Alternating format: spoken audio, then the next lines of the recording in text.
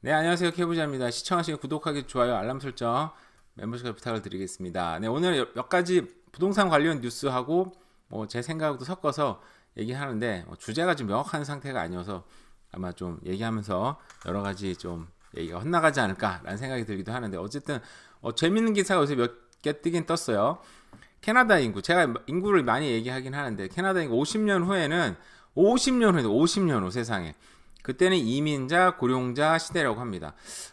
저는 이제 굉장히 나름대로 인구 증가가 이제 제 댓글 몇 분 얘기하셨었는데, 인구 많이 늘어나지만, 어떻게 보면 좀 안 좋은, 우리가 좀 보기에 약간 꺼림칙한 사람들, 그 카레를 좋아하는 그 사람들 있잖아요. 인도 분들. 많이 좀 들어와서, 인구 증가는 좋은데, 이게 좋지 이게 좋은 건가? 뭐 얘기를 많이 하셨어요. 그 얘기도 맞다고 생각을 해요.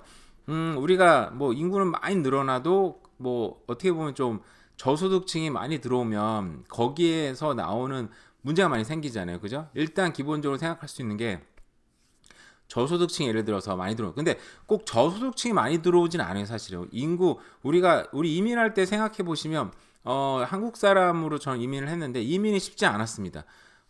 저는 이제 공부를 해서 독립 이민을 한 케이스인데 제가 그렇게 할 때 캐나다 이민하면은 저는 이제 그 이미지가 어떤 이미지였냐면 저도 이제 그 예전에 그 부모님 친구분들이 캐나다 이민을 해가지고 어학연수 왔을 때 이제 그분들 집에 가서 이제 좀 보기도 하고 그랬잖아요. 일단 한국에서 부자였었어요. 한국에서 부자였던 분들이 예를 들어서 투자 이민 같은 걸로 많이 오셨었고 꼭 투자 이민이 아니더라도 한국 사람 이미지하면 저는 이민을 와서 조그만 이제 비즈니스 사는 거죠. 아무리 영어가 좀 문제 있었으니까 대부분 세탁소나 조그만 컨비니언스 스토어나 어떤 식으로도 식당을 하든지 이민을 하셔가지고 그러니까 사업을 할 수 있는 어떤 자본을 갖고 있는 사람 이민하다 보니까 이민자 하면 저는 이제 떠오르는 이미지가 옛날에는 이제 부자들이었던 거죠. 근데 지금 시스템도 예를 들어서 동남아시아 사람들 많이 들어오긴 하는데 그 사람들 부자가 들어오는 건 아니긴 하지만 학력이 된다든지 아니면은 좀 막 제가 알기로는 이제 저는 필리핀 사람이 많이 일하다 보니까 가족들이 돈을 모아줘서 어떻게든 이민할 수 있는 여건을 만들어 이민을 하게 되는 거죠. 그래서 나름대로 지금 갖고 있는 이민 시스템은 그래도 퀄리파잉 되는 그래도 나름대로 이민할 만한 여건이 되는 사람들이 들어오다 보니까 아주 이상한 사람들은 아닌 건데 그럼에도 불구하고 우리 한국 사람 기준으로 봤을 때는 좀 안 맞는 거죠. 근데 저는 그 얘기는 하고 싶어요. 그 얘기가 틀렸다는 건 아니고 저도 충분히 이해를 하고 저는 이제 전 썰이 살다 보니까 우리 이웃들은 다 우리 인도 사람들이에요. 거기서 오는 이제 사람들이 이제 오면은 썰이에 대한 이미지가 있다 보니까 안 좋게 보는 경우도 있고 또 이제 번합이나 호키틀람 사는 분들이 여기 와가지고 가끔 만나서 썰이 센츄를 가면 좀 놀라더라고요. 너무 무섭다고.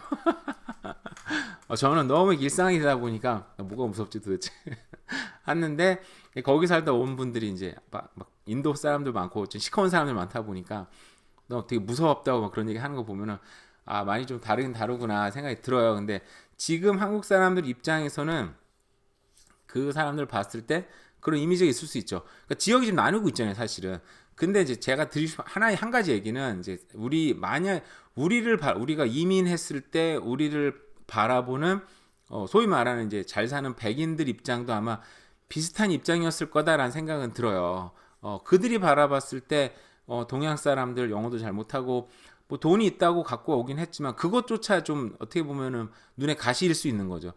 아예 못 사는 사람들이 와가지고 비즈니스를 정말 조그만 비즈니스는 하겠지만 장악해 가는 모습을 보면서 짜증나기도 하고 그런 것들이 예전에 LA 폭동이 일어났던 거잖아요. 그죠? 그래서 그런 어떻게 보면 이제 제가 예전에 얘기한 건 있는데 잘 사는 지역이 있어요. 예를 들어 백인 지역이에요.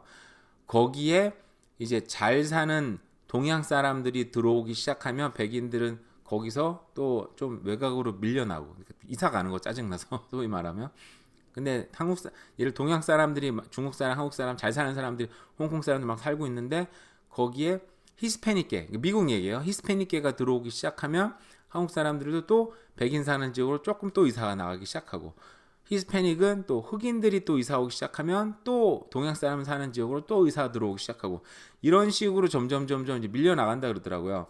그런 것들도 아마 캐나다에 일어나지 않을까. 지금도 일어나고 있죠, 그죠? 그래서 백인들은 보면은 더 외곽 쪽에 뭐 옛날에는 뭐 좀 도심 지역 살다가 점 밀려나서 지금 랭리 쪽에 또 많이 살잖아요, 그죠?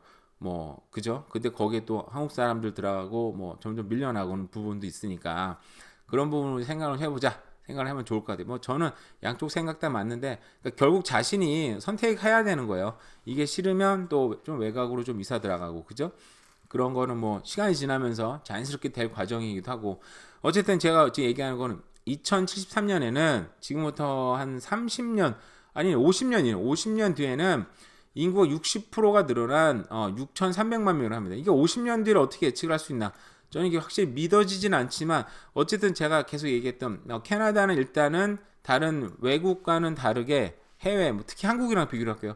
한국에 지금 0.67명이래요. 그러면 이게 인구가 제가 다른 어떤 유튜브를 보니까 인구가 생각보다 되게 빨리 줄 거라 그러더라고요. 거기에 물론 AI가 도입돼서 로봇가 인구를 대체하면 나머지 사람들은 좀 더 편하게 인생을 살 수 있는가? 그건 이제 고부가 가치 사업을 한국 사람들이 한국에서 많이 유지를 하냐에 따라 달려 있는 거라고 생각이 드는데 개인적으로 인구는 줄었는데 옛날처럼 뭐 정말 몸을 많이 쓰는 일을 많이 하게 되면 그렇게 할 수는 없는 거잖아요.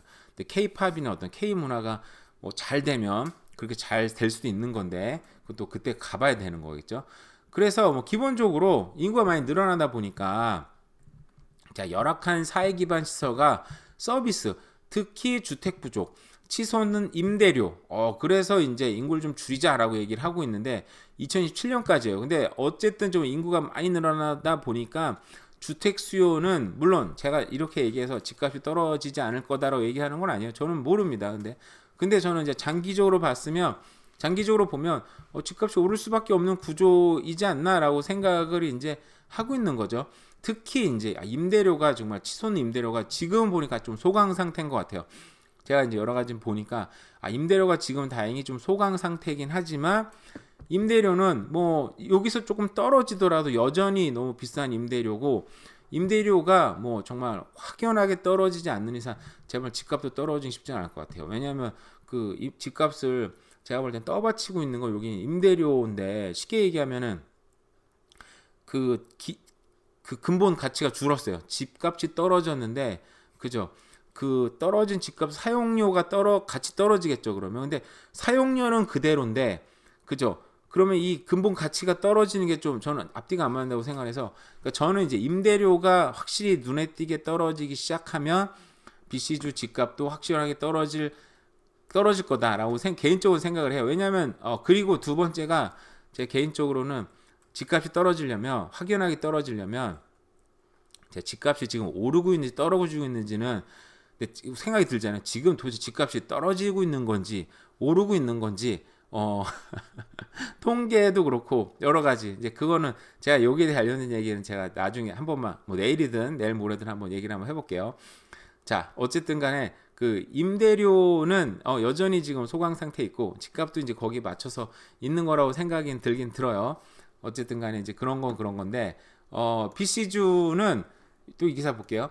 BC주는 캐나다인이 가장 선호하는 이주 지역이라고 합니다.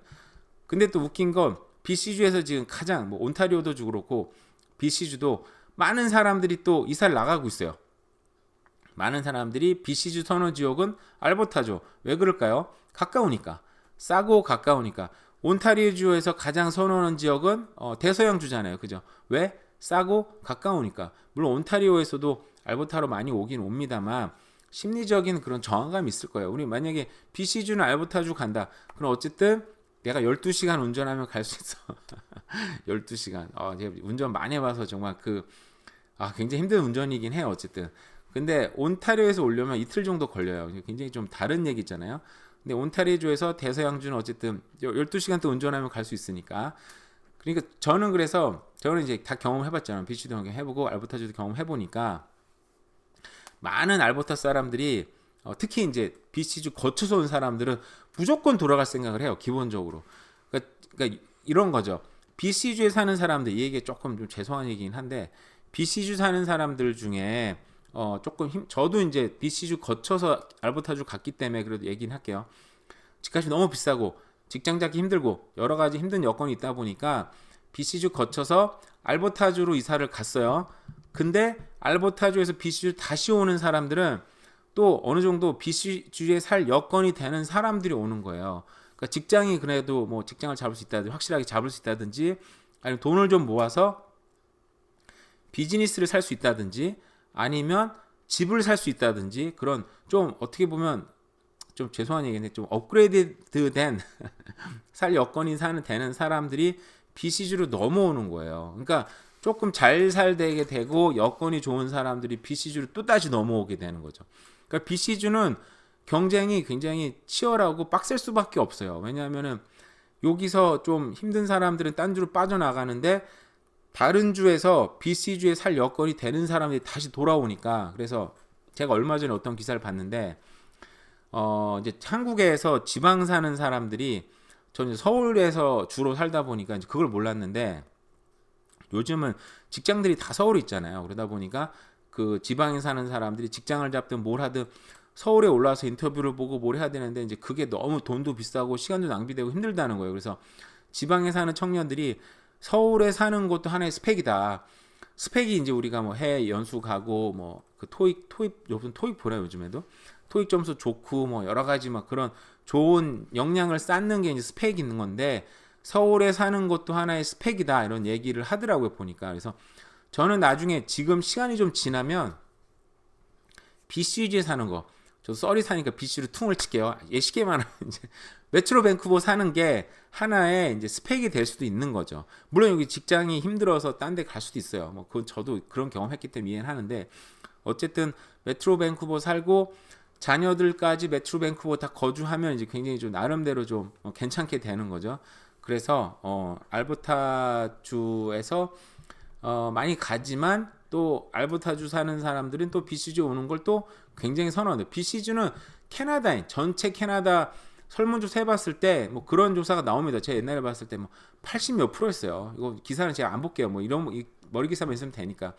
자, 그렇다라는 얘기고요. 자, BC주 첫해 주택 착공률이 목표 미달이다.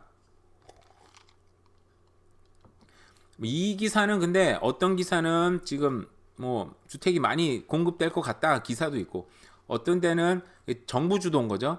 정부 주도 주택 공급 목표 미달이다 이런 뭐 기사 섞여 있긴 한데 그냥 기본적으로 봤을 때 정부 주도는 잘 될 수가 없다. 왜냐면 모든 정부 주도는 그렇습니다.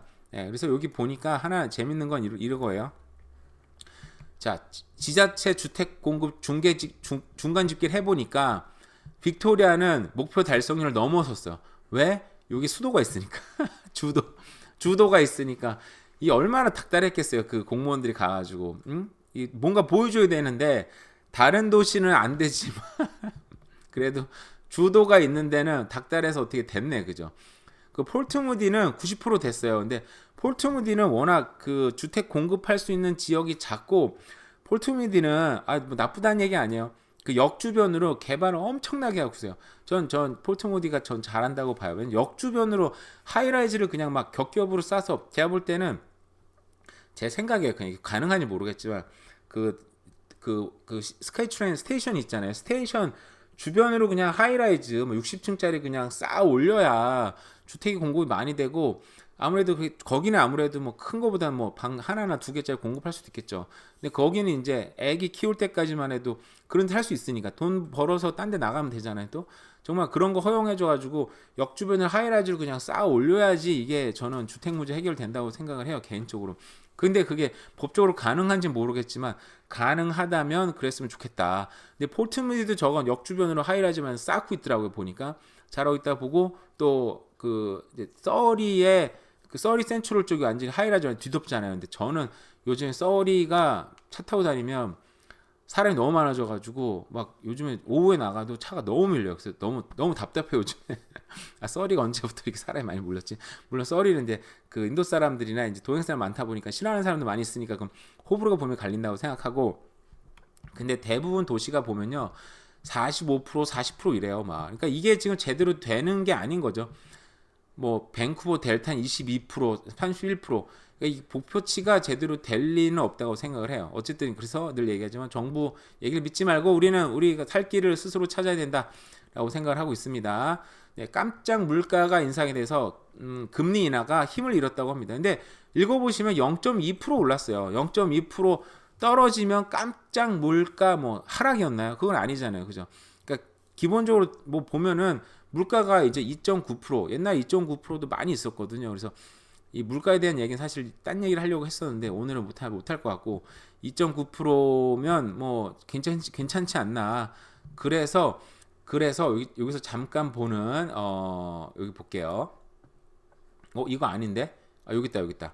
여기는 이거는 이제 부동산 BC주 부동산 협회에서 나온 자료니까 그냥 부동산 협회는 늘 자기네 유리한 자료를 발표한다 이렇게 생각하시면 되기는 돼요. 그냥 여기서 모기지 이제 그 포캐스트 전망치를 내놨어요.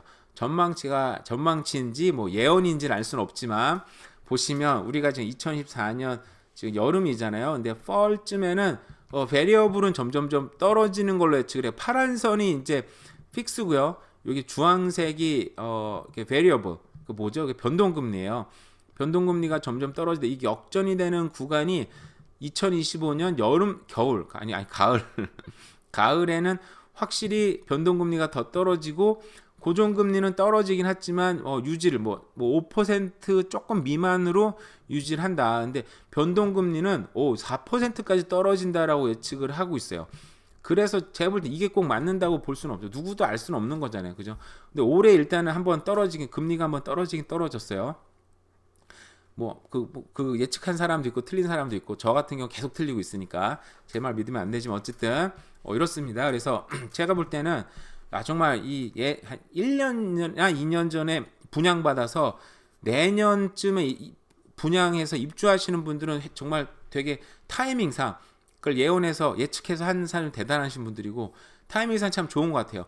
왜냐하면 금리가 계속 지금 떨어지고 있고 그리고 내년쯤에는 이제 금리가 또 떨어지면서 저는 개인적으로 집값도 어느 정도 조금 소폭으로라도 상승하지 않을까라고 생각을 하다 보니까 그래도 타이밍이 참 좋게 잘 들어가신다라는 생각을 합니다. 이거는 물론 한번 보시고 그냥 이렇게 될 수도 있겠구나 생각을 하시면 될 것 같아요. 이게 이 썰이 기사인데요. 빠르게 성장하는 썰이 비즈니스 문제에 직면했다. 자, BC주 두 번째로 큰 도시인 썰이 2019년에는 제1도시로 밴쿠버를 넘어서서 제1도시로 성장을 한다고 합니다. 썰이는 특집을 한번 만들어 볼게요. 제가 왜냐 썰이 주민이니까 썰이 주민을 위한 썰이 특집. 좋은 얘기는 안 나올 것 같아서 고민 중이에요. 자, 인구 증가와 높은 재산세. 썰이가 주택 공급을 굉장히 많이 하고 있어요. 특히 센트럴 썰이 쪽에는 하이라이즈를 뒤덮이는 게 되는데 오히려 그러다 보니까 한인 많은 부동산 분 누굴 디스하는 거 아닙니다. 많이 이제 한국 분들 많이 투자하셨더라고요.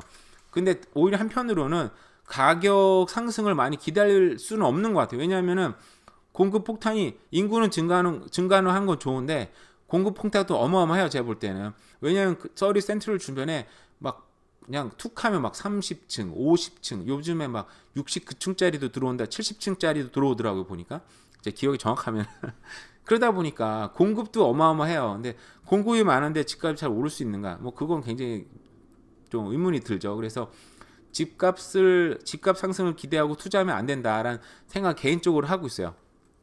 저도 집값을 상승하면 투자했으니까 좋긴 좋은데 사실 마음을 좀 포기해서 왜냐하면 너무 공급 폭탄이 너무 많고 그리고 썰이 쪽에 들어오는 사람들이 다 알다시피 정말 소위 말해서 부자들이 들어오는 거 아니잖아요. 그죠?